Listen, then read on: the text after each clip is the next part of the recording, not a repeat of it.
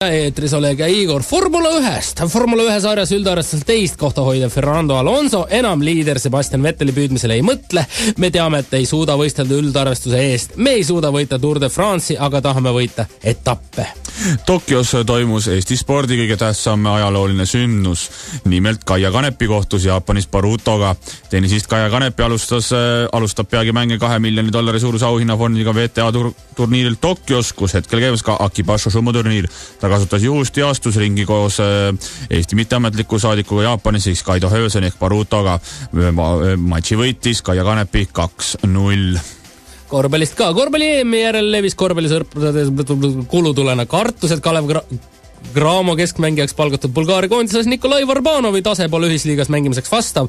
Kuusma lükkab selle kõik ümber, ütleb, et Varbanovit saab voolida ja Vanaškeele on tagasi. Kuusma lükkas Varbanovi ümber. Ja hakkas voolima. $650 ühe mängu eest pakub Bologna Virtus Knorr korvpallimeeskond NBA staarile Kobe Bryantile, kui see otsustab oma oskusi Itaalias näidata.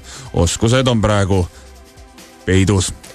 Kobe Bryant on ainuke rikas mees siis NBA's praegu ja kuna siis 1. novembril peaks alguse saama NBA hooaeg NBA's, kuid praegustel andmetel veeretavad mängijad sellel ajal kodus pöidlaid või pallivad mõnes muus liigas ja võlgades siplevad korvpallituusad hakkavad aga eelpool nimetatud Kobe Bryanti käest laenu nuruma.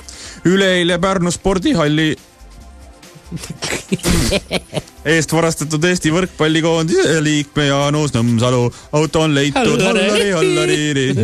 Politsei pidas varguses kahtlustadama kinni meessoost Soome kodaniku. No vaata nüüd soomalaist.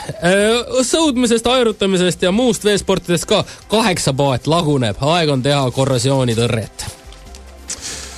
Ning lõpetuseks on nii palju, et niinimetatud välismaalastel võiks lubata rahvuskoondises osaleda vaid juhul, kui ta on enne vähemalt 2 aastat sama riigiklubis mänginud. Kuulus serblasest treener Svetislav Pešić tahab korvpallurite kodustamise tingimusi karmimaks muuta. Ning lõpetuseks veel ka jalgpallist. Leppmets esikinnas Juventuse mehe ees. Need olid spordiuudised.